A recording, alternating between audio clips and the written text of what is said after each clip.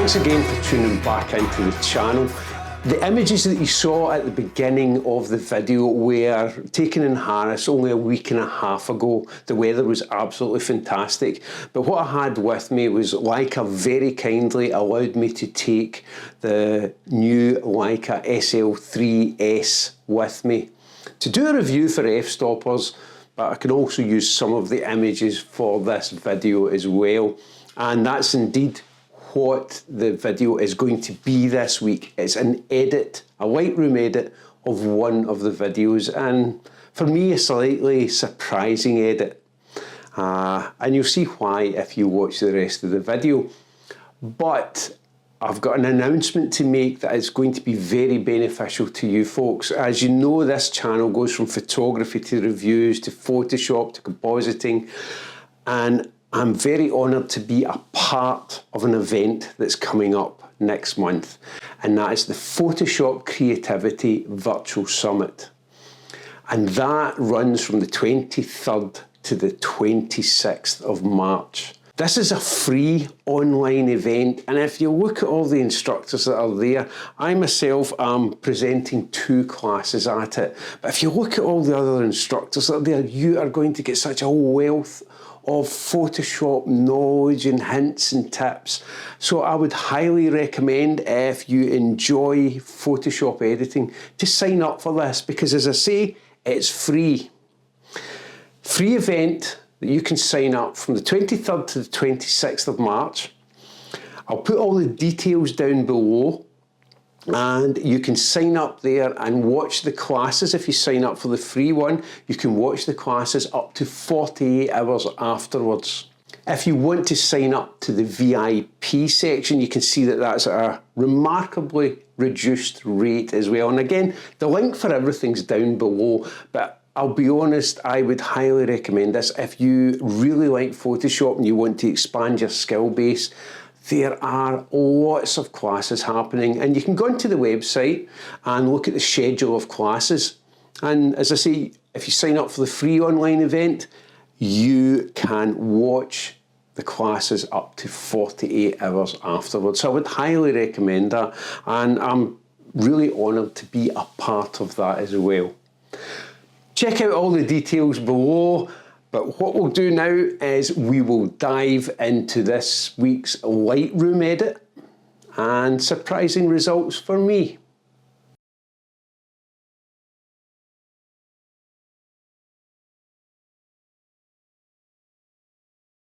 So this is the image we are going to take a look at the entire edit of. Normally when I'm editing images, I will clean up any dust spots, and I've been quite fortunate with this image that there is very little dust spots on it. Another thing I tend to do at the beginning is, in this case, level the horizon. Water finds its own level, so that's what I do. I level the horizon and then crop the image roughly to where I want it to be, knowing that I can change it later. Now that we've cleaned that up, we're going to go into some of the colour profiles, and just to show you adaptive colour in Adobe Lightroom, if you are new to Lightroom or if you're using colour profiles, you'll notice that if I click auto, my image is edited for me and it looks okay, it looks quite nice, but that's perhaps not the way I want to go, because you see it's decided for me on a global basis what my edits are going to be. So I'm going to step that back, and then I'm going to look at profiles. Now, if we go in here and take the drop-down menu here, you can see that there's lots of different profiles in here, and you can set up your favourites simply by clicking on them and going up and starring it, and then you've got your favourite. And the favourites will then drop into the first section of your drop down. You can see them all there. The other thing that you can do is, if there's only a certain amount of favourites that you use, or the basic profiles that you use, I'm going to choose Adobe Landscape, and you can see what that's done to the image. Now that looks actually rather nice in there. Let's take another one, Adobe Portrait, quite flat, ready for me to edit. Adobe Vivid. Wouldn't say that's too vivid. But the basic one is Adobe Color. And you'll notice that any time when I choose these, that my basic editing sliders do not move. Now, adaptive color is one that I do enjoy using, and it's now in Adobe Lightroom. And that's there. For me, for this style of imagery, if I go to landscape, that may be a nice starting point for you. It's entirely up to you how you use these. So what I'm going to do is I am going to run through this edit. And if it gets a little long, I will speed up certain sections for you. So the first thing I'm going to do is draw back some of the highlights. Just in there. Some of the shadows, I'm actually okay with the shadows just now. So I'm going to add a tiny bit of contrast because everything needs contrast. And you'll see that by adding contrast, some of the colours begin to pop. Now I'll have a look at my shadows, adjust them slightly. Whites I'm okay with, but this is a free edit, so I can do what I want with it. And by free edit, I mean test it to see if it's something that you want to use in your image. There is not a linear path to get to your final edit. I'm going to add texture, and the simple reason I'm going to add texture is because of the texture in the image. Let's draw some texture in here, just a tiny bit. Now be careful with clarity, because clarity will also add more contrast with your image. So if you want clarity, make it subtle. And I'm going to leave it at that. I'm not going to dehaze this image. I'm going to add some vibrance, because vibrance will catch the pixels that have limited colour. And then I'm going to add some saturation, just to boost it slightly. So you may think it's oversaturated at the moment, but we've still quite a bit to do to this. So I'm quite happy with that. The tone curve is a choice. Now, it depends on the image itself. You have your darks and midtones and your lights. So I'm just going to drop one there and one there at the moment, just to see. So I'm just going to work this until I get to the point where I'm happy, and that's about there. So that is just down slightly. Same with the highlights, just up ever so slightly. Next edit for me is going to be in the masking area. So what I'm going to do is straight away I'm going to select the sky, just to see how it selects it, because it doesn't always select the sky well. So you can see it's bleeding onto here and bleeding into some of this. Now this I'm okay with, not so sure about that. So I'm going to intersect it again with the sky, and that will clean up some of the edges, but maybe too much. So I'm going to boost the contrast slightly, knowing that that will also adjust the saturation. And I'm going to bring the highlights back just to about there. Shadows I'm okay with. Whites, let's just lighten it up slightly. Colour temperature, let's just test it. That was actually quite nice, by taking it down into the cooler tones. Let's add a tiny bit of magenta to it. So it looks quite wacky at the moment, to be honest, but it has a nice effect, in my opinion. So you can see up here how the final image is. You can see here, but a good thing to do is keep the navigator open, and if you're cropping or anything like that. So I'm now going to invert this mask, and simply by clicking on the three dots and duplicate and invert mask. So we now have this area highlighted. Exposure is fine. I'm going to turn off show overlay so that you can see this working. What I'm going to do here is I'm going to add a tiny bit more texture in here. Not too much. I am then going to play around with the temperature just to see what it does.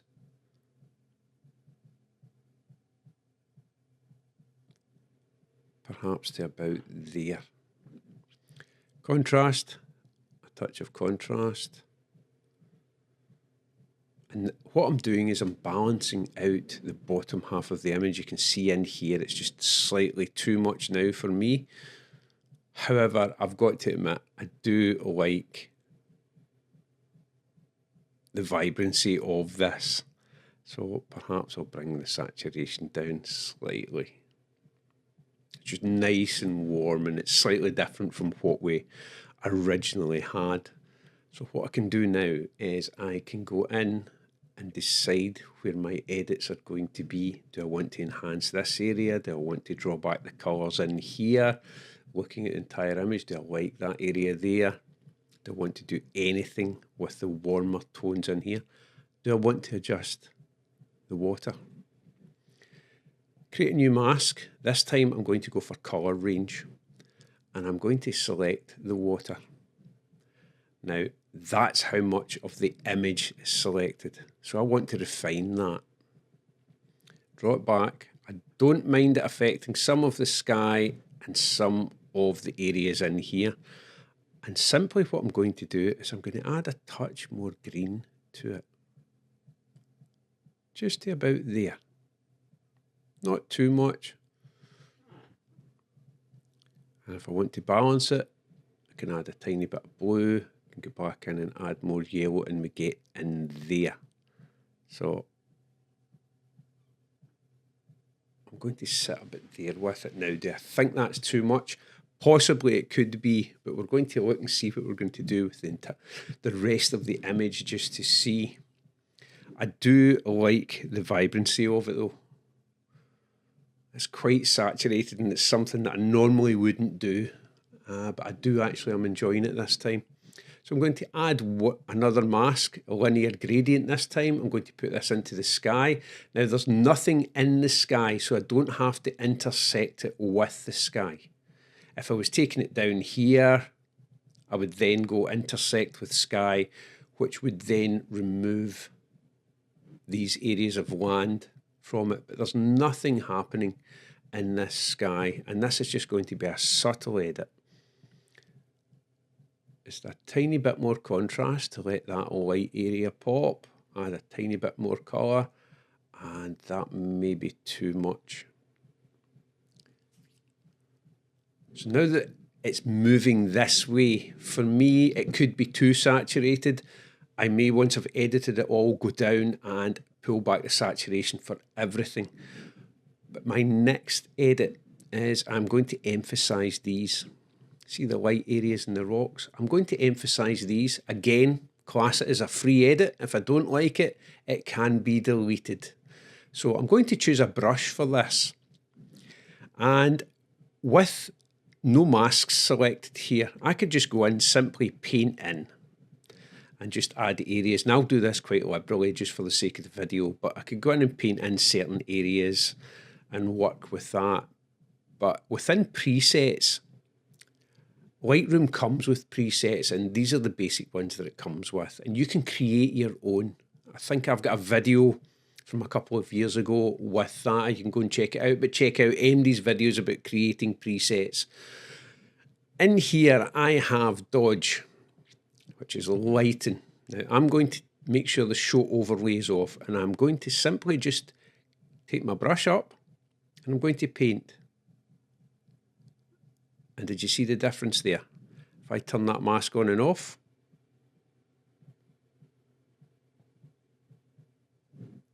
see the subtle difference. So I am going to do that just to lighten certain areas in here.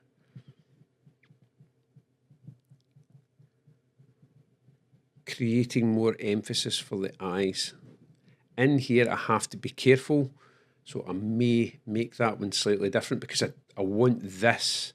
I don't want that area there to overpower this area. And that I'm quite happy with in there. There's not too much that I need to do. Tiny bit in there. So there we go. You could keep going over and over, and I am only doing this quite quickly just to show you the effect.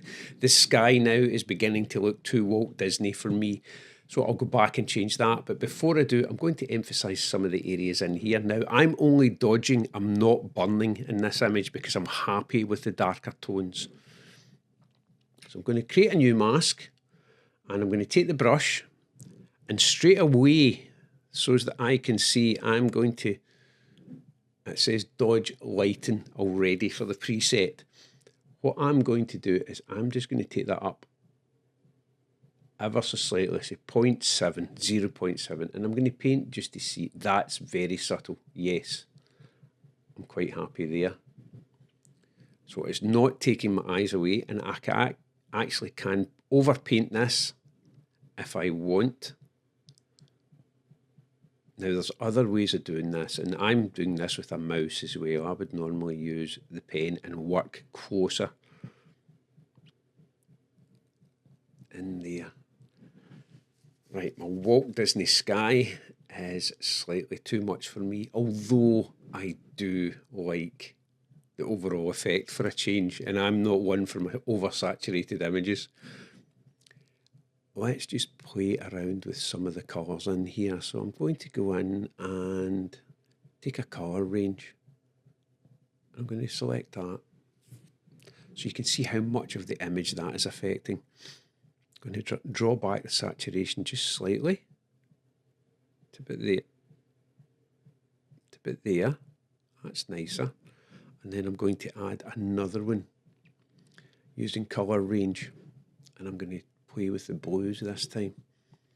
So you'll notice there is more of the blues involved. I'm quite happy just to use that without refining it. Just to draw it back. Don't want to draw it back too much, but also -14.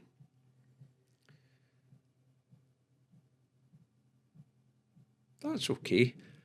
Perhaps this is a bit overpowering in here. So again, add a linear gradient. And this time, I'm going to intersect and invert the linear gradient. So I'm going to intersect this mask with an object. And if I go back to the top here and choose select objects via the draw rectangle, so the objects that I am going to select are this, just to see if it will select them. And it did. I'm now going to invert this mask.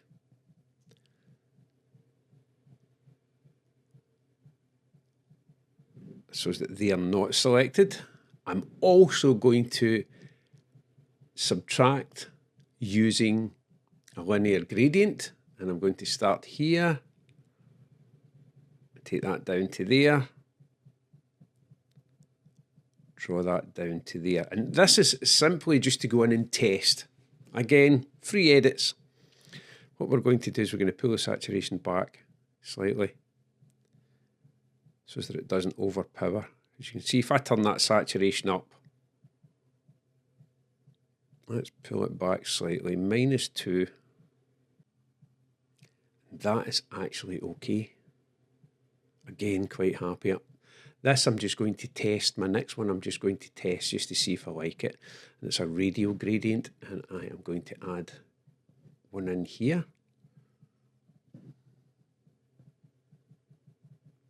And I'm just going to boost the exposure slightly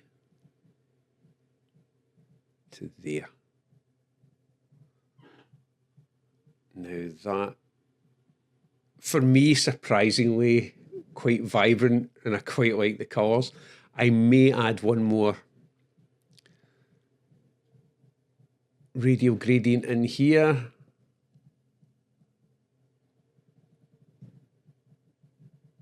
And this radial gradient, just to test it, we will intersect this one with the sky this time. And you'll notice what happens. There we go. Right. Let's push the colour in that slightly. You can see what's happening there. So now we are going total Walt Disney here.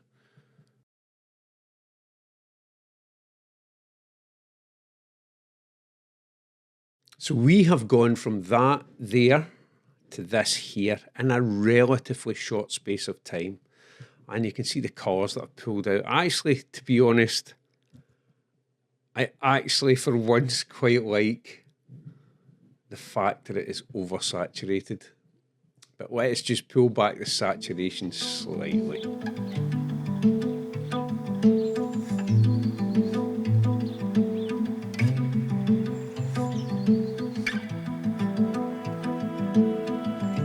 Hopefully you get something from that, and hopefully it just lets you see another process and another style of editing. And this one was, to be honest, quite surprising for me because of the saturation in it.